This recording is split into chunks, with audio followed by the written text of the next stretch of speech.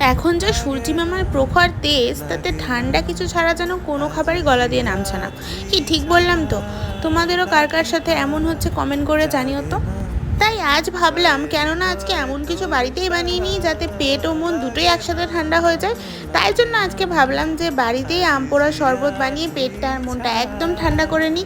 তো লেগে পড়লাম আম পোড়া শরবত বানাতে। তো দেখো, প্রথমে আমগুলো পুড়িয়ে তারপর তার খোসা ছাড়িয়ে আমি মিক্সির মধ্যে দিয়ে দিয়েছি। তো তারপরে তার মধ্যে ধনেপাতা, পরিমাণ মতো চিনি, আর এখানে আমি দুটো হজমলা ইউজ করেছি। তারপরে একটা শুকনো লঙ্কা ইউজ করে মিক্সিতে পেস্ট বানিয়ে তারপর তার মধ্যে পরিমাণ মতো ঠান্ডা জল মিশিয়ে নিয়েছি। আর দেখো, গ্লাসগুলোতে এখানে দিয়ে দিয়েছি আইস কিউব, আর তার মধ্যে এখানে পরিমাণ মতো দিয়ে দিয়েছি বিট নুন। আর এই শরবতটা তারপর ঢেলে নিয়েছি। এটা কিন্তু খেতে জাস্ট অসাম হয়েছিল। তোমরা একবার বাড়িতে বানিয়ে খেও, তোমরা কিন্তু এই গরমে একদম রিফ্রেশ ফিল করবে।